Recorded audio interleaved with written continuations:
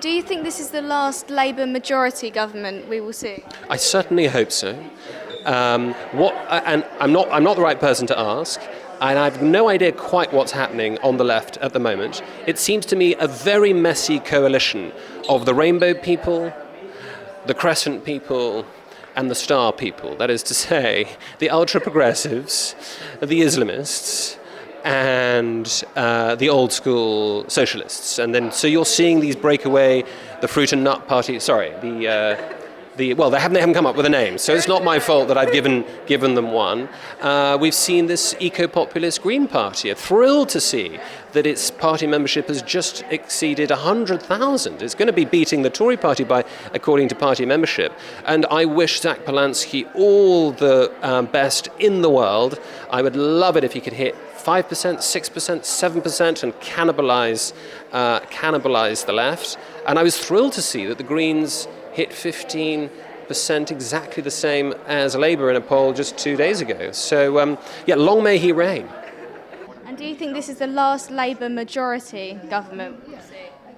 Well, I'm too old, too long in the tooth to talk about last things happening. You know, I remember growing up in the 70s and Margaret Thatcher came in. She was very controversial, but I remember thinking as a young person, there must be a better way. Surely we can't go back to big inflation. Surely we can't go back to this industrial relations madness, completely dysfunctional. And yet here we are. You know, here we are. There are big British towns and cities where the rubbish isn't being collected because the unions won't do their job. You've got lots and lots of days being lost to strike action. You've got this employment legislation coming in, the Employment Rights Bill, which is a charter against hiring. It's going to make it so much harder for fair-minded businessmen and women. You know, so many of our businesses are small businesses run by families, couples, putting their shoulders to the mill, getting up every day of the week, working hard, employing local people. Their lives being made so much more difficult by this bill. And so, you know, it strikes me that in the end, your generation, my generation, is going to have to learn all the lessons again of previous generations. And I'm afraid that is one of the lessons of history. We just don't learn the lessons of history. Thank you so much. Thank you. And do you think we'll ever see a Labour majority government again? No, that's a good question. I think this, put it another way, I think this may well be the last ever Labour majority government. So I've sort of answered it. Yeah, it could. I think Labour is in worse position than the Tories, actually. I think they could go down even further.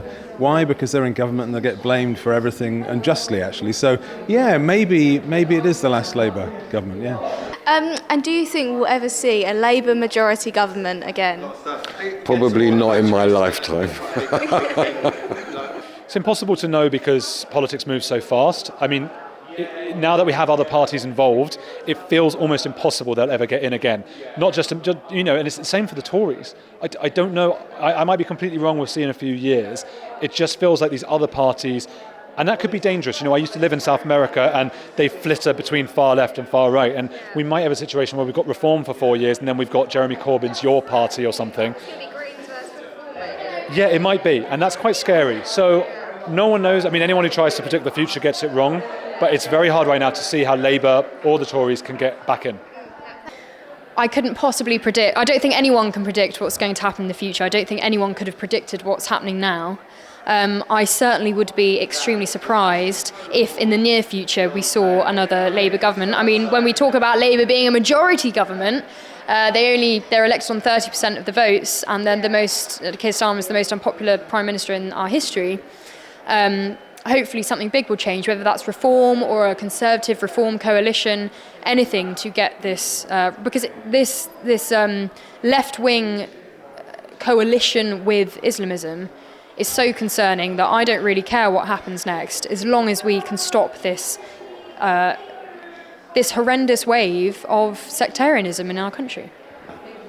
Quite possibly. I mean, I think people are convinced that the two-party system, the uni-party, Tory-Labour kind of dichotomy is over. I'm a lot more sceptical of that claim because I think that these two entities, the left and the right, the Labour and Conservative parties, are far more malleable, far more plastic than people think they are, right? And I think it's entirely possible that we see, if you want, like the figures of Jeremy Corbyn and Rupert Lowe are, I think, a glimpse of the politics of the 2030s. And I think it's entirely possible that we see the Labour Party rebrand completely in the image of Jeremy Corbyn, a more authentically socialist form of politics, a post-woke left as well.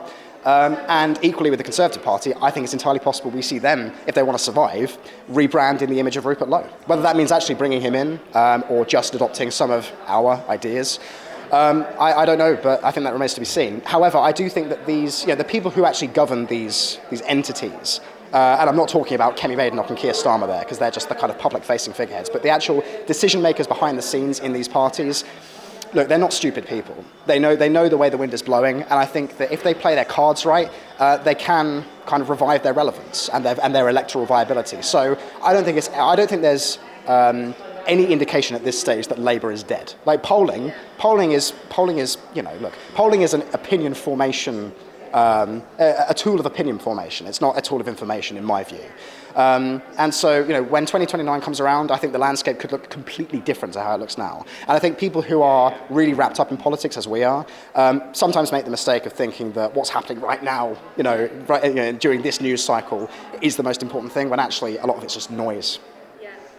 I don't know. I find it very difficult to predict politics now because it's changing so much. But to me, the question would be more: would we ever see a Tory majority government again? I think Labour. To me, we've got the right split now with Reform and Tory, but Labour can still sweep up most of the left because the Greens aren't as big as Reform. So I don't know what the future of the Labour Party is. I understand that they're deeply unpopular at the moment, but I don't think that means that they're dead, by all means. Whereas the Tory Party, I'm not so sure. So it's possible.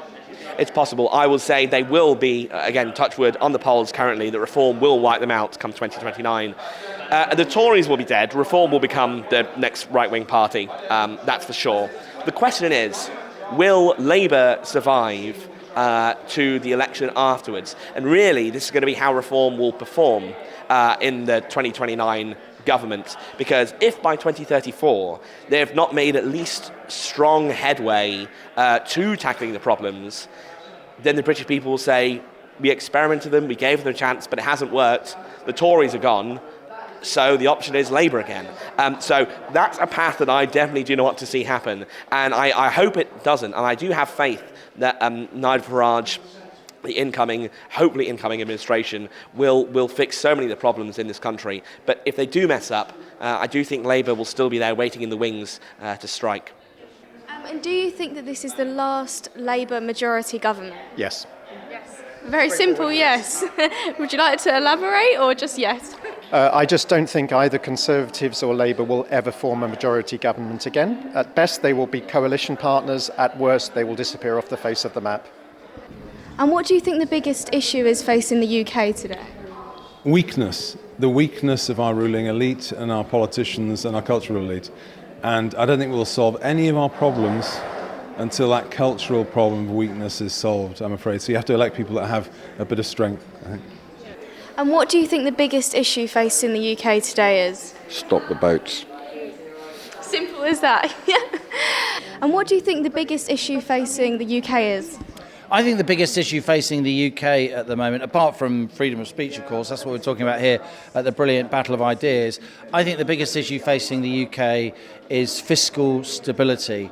Unless we get hold of our public finances, unless this Labour government can convince financial markets, the international investors, who a lot of backbench Labour MPs want to pretend don't exist, even if they understand that they exist, and a lot of them don't seem to, unless they are convinced that Britain's and our politics is able to actually have a proper debate about the size of the state, have a proper debate about the 10, 15, 20 billion quid we're borrowing each year, the 100 billion plus we're spending on debt interest each year, then they are going to simply keep jacking up UK government borrowing costs, and that will end in a fiscal meltdown, 1976 style, and that will blow away all other aspects of our politics and public life. And during that, it will be the poor that suffer most. There is nothing progressive, Rachel Reeves, in driving the economy over a cliff.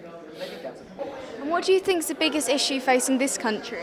Without question, the issue of rapid, mass, unchecked demographic change that has been going over the at industrial levels over the last 25 years, but in particular under the last Tory government over the last 5 years. What has happened is that the largest change to our national membership and our national family that we have ever had in our long 1,200-year history. And that is creating enormous problems for us, both in terms of social trust, in terms of social cohesion, in terms of access to public services, in terms of crime, and in terms of free speech. That is, this is what we're all talking about at the Battle of Ideas. Free speech becomes much, much harder to police when you've got effectively millions and millions of people in the country who operate according to completely different moral norms. They may be better, they may be worse, but they're different. And it's as soon as you've got sort of different moral universes jostling alongside each other, liberalism can't cope. And the state has to become more illiberal in order to protect and police the boundaries between these conflicting silos. Me. I'm the biggest no, well, I guess, look, you can reframe that question as if the country at the moment is represented by its leaders, which would be Keir Starmer and the mainstream media. Their biggest problem right now is us. It's the NCF, it's me, it's trigonometry, it's all of us. We are their problem because we're not going away. They can't just silence us now. Well, they can try. So we're a problem to them. In terms of what is a problem for us right now, I would say it has its roots in the idea of multiculturalism, which is such a lovely sounding idea. It sounds so nice. It's not the same as multiracial, which I think that's thrown a lot of people, unfortunately. And so we've gone full steam ahead and we've forgotten what our culture is. So we need to sit down and go, what is British culture? Who are we? And how do we continue having the liberal society we've had for the last century without completely ruining everything, which could happen now? The most immediate threat, and the one that if we do not start doing something about it, the most immediate threat to this country is Islam. And not just Islamist extremism, but Islam is a political ideology. We have independent MPs who were elected on a single issue, that being Gaza, who are now celebrating the banishing of Jews from the Maccabi Tel Aviv game versus Aston Villa. We see them calling for blasphemy laws in Parliament. We see them defending the right to marry your first cousin. And we see them pushing the Islamophobia definition, which the government are currently trying to come up with. If we do not do something about this collectively as a society, I don't know what needs to be done. But if we don't start talking the truth about this, even Nigel Farage on the anniversary of the July 7th bombings couldn't name the type of terrorism it was when he acknowledged the anniversary. He did the same the other day, talking about this kind of evil when it came to anti-Semitism. He cannot name what type of evil that is. Of course, there's anti-Semitism from the far right, but the threat here is Islamism, and if we don't start talking about it, then we are completely lost. And I don't want to be as pessimistic as I feel, but ultimately I worry that there isn't a way back. And even if we did take serious control of our borders, we have such a deep-rooted issue in this country that I don't know what the solution is to even solving what we already have, let alone stopping the importation of it even further. And what do you think is the biggest issue facing this country? Wow. Well, look, I've been thinking about this a lot recently because I think that we devote so much time to immigration. I think if you ask most people, it's going to be immigration as the primary threat to the stability and integrity of this country. And I think the demographic question is fundamental. And I think the way in which our country has been transformed demographically over the last 30 years has been catastrophic. And I think when that starts to manifest itself politically, when we start to see, these kind of like Muslim independent, Gaza independent candidates actually succeeding more in a more widespread way than they did in the last election, that's when it's going to really click for a lot of people. And they're going to realise that this has been a disaster, where certain parts of the country are just simply they're not English, they're not British, like they are basically colonies of like foreign peoples. So that is a fundamental issue. However, I do think there is a lot of simplistic thinking on the right, and I think that people focus on immigration and demographics to the detriment of other issues, which are just as important. Because my view of the world is essentially rooted in it's Christian theology that it's rooted in.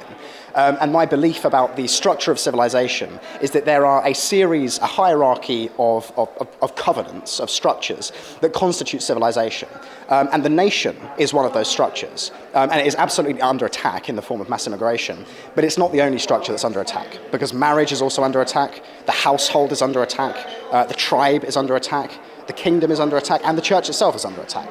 And so we can't, I think to focus on one of those things at the expense of all others is actually is a mistake, because if you only deal with one of them, it's better than not dealing with it, but actually the battle that we're in is far deeper, far more fundamental than I think a lot of people realise. And what do you think is the biggest issue facing this country?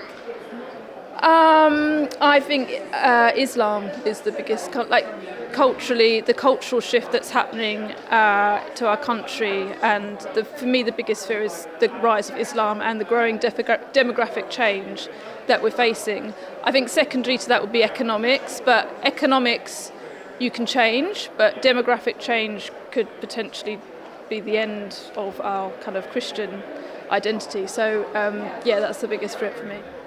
Mass migration, 100%. That is the only issue that is, regardless, on the table right now. You could talk about the economy, energy, the NHS, all of these things which are completely messed up in so many ways. But if you look back at it, a lot of the problems come from the fact that we have had mass immigration really since the 20th century, but really kicked off since Blair, now with the Boris wave. Why can't I afford a house? It's because the population of this country has grown too big. Why can't I even get a house in London? But somebody coming over can get a social housing for free. Why can't my kids get a space in school? Why can't I see my doctor? Because everyone that's coming over here is getting these services and completely crushing the infrastructure of them. So why is the economy so terrible? Because wages have been depressed by mass migration. It literally is the root branch cause for so many of the social ills in this country. And until we fix it, we can't even begin to look at economic reform, really building more houses. We still need to do anyway. We can't have a chance to fix any of the other problems without first tackling mass migration. And what do you think is the biggest issue facing the UK today? Well, I would say it's obviously lots of things start with cultural problems. I think that's at the root of it. But I would say where we are at the moment, it is deciding what the boundary is between democratic politics and what's outside democratic politics. And there's a real tension between some wanting to draw it very close and others, like the movements that we all represent, wanting to draw it much more widely. Our mission at the New Culture Forum is and always has been to defend and celebrate Britain's history, culture and its people, and indeed Western civilization, at a time when both are under sustained attack. We have grown from small beginnings to become the country's most influential right-leaning cultural think tank. Our content is watched and read by some of Britain's most influential political figures. But now, we need your help. If you believe in what we do, then please do become a member. For as little as £4 a month, you can make a vital contribution to what we do. As a member of the NCF family, you will help ensure that we can continue to produce quality content online, such as our 3 weekly programs, Whittle, which is our flagship interview show, Newspeak, our panel discussion show, and Deprogrammed, which is targeted at Britain's youth. As you probably know, in addition, we produce important documentaries, such as our critically acclaimed 6-part series, The West, a stunning celebration of the history and genius of Western civilization, and our ongoing documentary series, Heresies, with hard-hitting episodes tackling subjects such as immigration, gender ideology, and BBC bias. But the New Culture Forum is much more than a YouTube channel.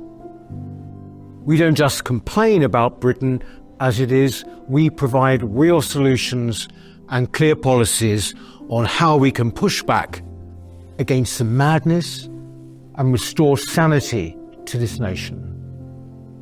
Our presenters are now highly sought after and have become familiar faces across the media. Our prestigious annual Smith Lecture and our regional and indeed national conferences have attracted world-class speakers. Perhaps most importantly, we are the only organisation on the right of politics that has launched a national movement without actually being a political party. And uniquely, through our NCF Locals programme, we've established some 30 active branches in towns and cities right across the nation, from Edinburgh to Exeter, and with many more on the way. We're very proud of what we've achieved, and our members have made it possible.